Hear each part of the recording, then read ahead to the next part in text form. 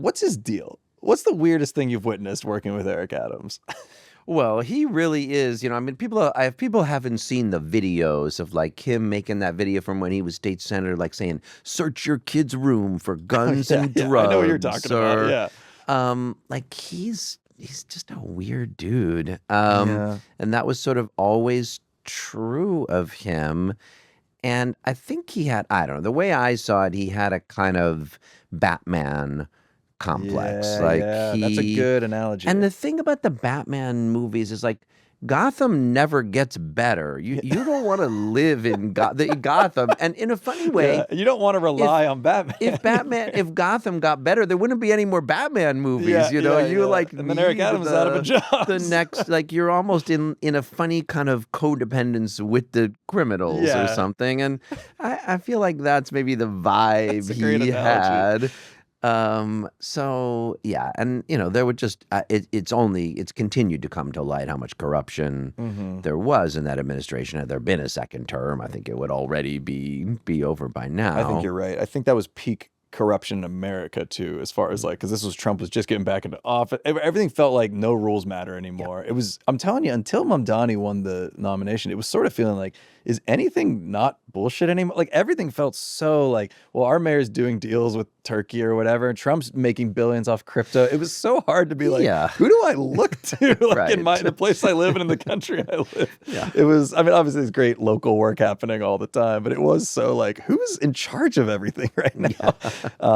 But yeah, you have to be very proud of how Mamdani's been doing with all the pressure and everything. I think it's been great. Yeah, really just to show, like, I'm going to tell you what I'm going to do, and then I'm going to go get busy doing it. I know. We're going to make it so your kids could have childcare and your rent's not going up. It's joyful leadership too. I think people, it's like it reinforces this belief I've always had of like, if someone's operating from a good place and has good ideas, sure, it might seem radical. It might seem radical, especially to like a conservative person. But like, if they just want to go out there and try to help their neighborhood and make their community safer and make it easier to live, it's kind of hard not to be like, I think he's doing a good job. Like no matter what, you can't really poke too many holes. Like, so it's been nice. But let's move on to your race for Congress. So then that's over. You're deciding what you want to do next with your life. You're having conversations with the family, or what's going on? What did you think immediately after the race? Were you like, time to run for Congress, or like what was going on? But for a minute, I thought, back in. Let me. I mean, it's funny because right away, I mean, I got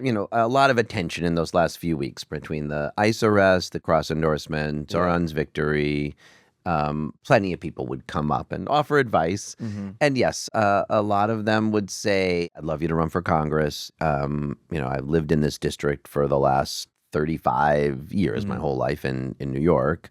And amongst the people that either supported me or supported the mayor, there was a lot of unhappiness with Dan Goldman, who had not managed to endorse Zohran even in the general election when he was the Democratic nominee for mayor, and who really did, I guess I would say a couple things. First, it's a progressive district. He's a moderate guy. Yeah. And second, the genocide in Gaza is one of the moral tests of this time. Yeah. And to fail badly on it was something a lot of people felt strongly about. So I got a lot of encouragement to run. Now, I said, give me a little while. Yeah. Let's make sure. Don't forget that at that point, Andrew Cuomo said, I'm running in the general election also. Yeah. So I hunkered down to help we weren't Zohran quite in the clear yet. win the general election. And I said to people, let's focus on that for the fall. But by the time we get to that election, I'll make some decisions about what's next.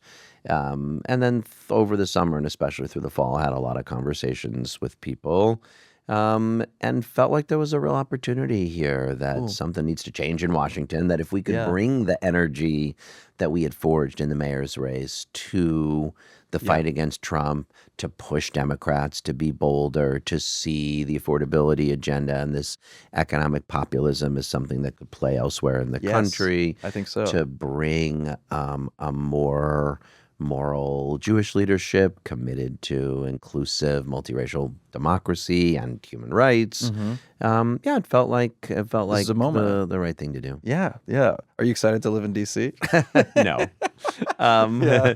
I feel like on assignment or no. I mean, I love and you get to come home every weekend and so no, New York City in general and Brooklyn in particular is home and will stay home. And the job, of course, is to represent your neighbors.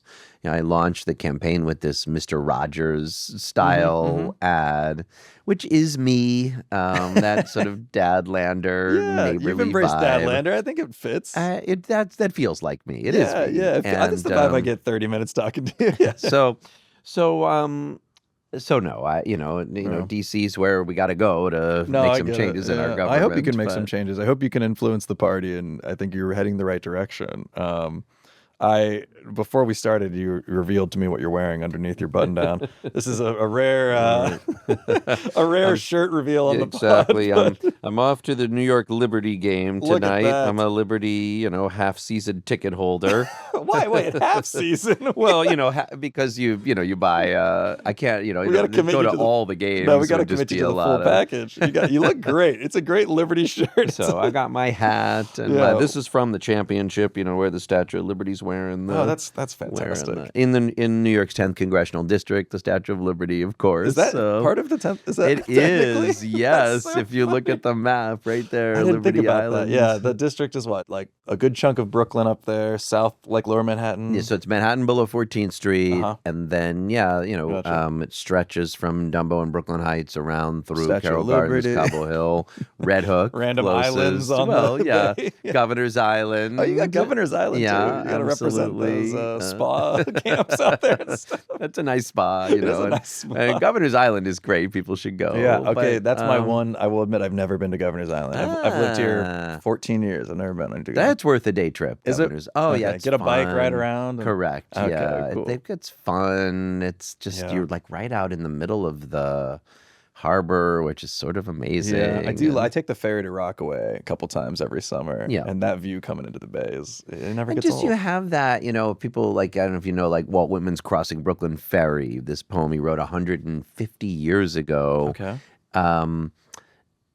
There's something like it's your New York inheritance that you're out there on the water and you got this minute of thinking, all right, they experienced it just like I did, headed from Brooklyn to Manhattan or back and forth. Yeah, people coming here from all around the world or all around the country. Yeah. I always feel the impact. Like, again, I'm coming back from a beach day and it's not as, it's not as dramatic, but there's something about coming in that I do always think of the history of it. I go, wow, people, it's hard not to get a little childlike and romantic about the city and just knowing that you're walking by buildings or islands or immigration facilities like Ellis, where you're like, oh, this is where people came in and started their life here. They put this statue out in the harbor whose name is Mother of Exiles. They put beautiful. this like copper-plated thing up there to remind us how lucky are you to live in this place that is going to welcome people from all around the world. And even if you get like a fascist president trying to tell you it's zero sum, we still you're going to say, no, it's New York fucking City. Yes. And how great every day is it to be like,